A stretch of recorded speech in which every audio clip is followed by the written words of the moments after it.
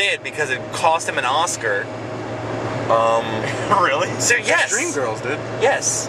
You think that doing Norbit cost him the Oscar? That seriously is what people think. Like, if you read like an article in Entertainment Weekly, like anytime like they talk like about the Norbit DVD review, they're like, this movie sucks. It cost him an Oscar, but he made a shitload of money off of it because like the ballots came, like, you know, the ballots were still coming in when Norbit came out.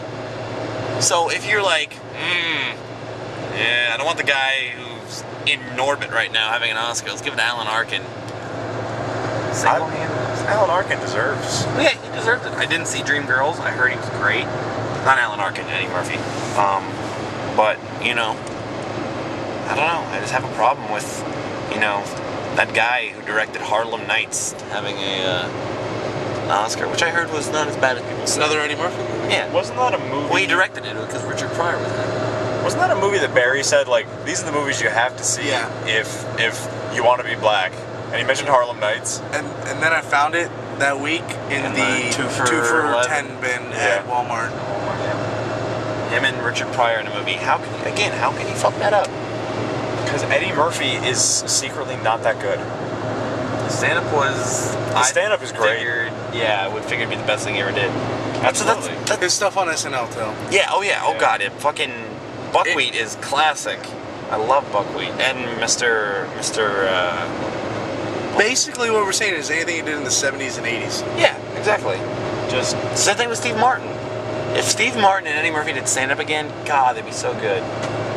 Steve Martin's stand-up was great. Everything in the 80s, great. Now it's just Pink Panther and Cheaper by the Dozen and all those shitty movies he did with Goldie Hawn. Like... Don't... Fuck you. The Out-of-Towners. And I always get House Guest and the other one confused. Because House Guest was Mousetrap. Mouse Hunt. No! Elk Hunt. Shut up. No, it's the movie with... Turkey Shoot. I'm gonna kill you. It was Sinbad and Phil Hartman was House Guest, but there was a movie related with House. Sinbad and Phil Hartman did a movie? Called House Guest, yeah. Wow. They play it on TBS all the time. Sinbad was my favorite part of the movie First Kid.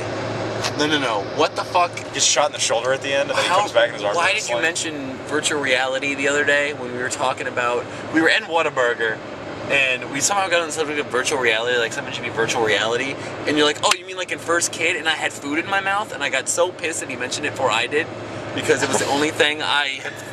You know that scene in First Kid where, you know... I haven't seen First Kid in probably 15 years. It's like at the climax of the film. Yeah, Timothy Busfield's getting ready.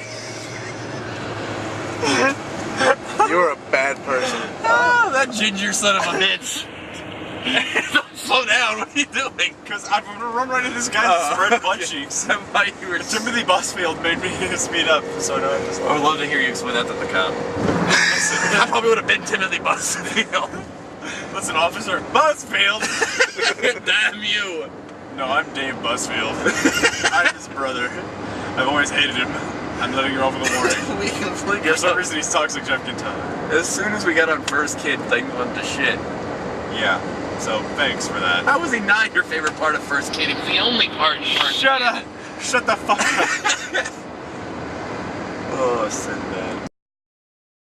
This is the strip. This is a two-way street. Shut up.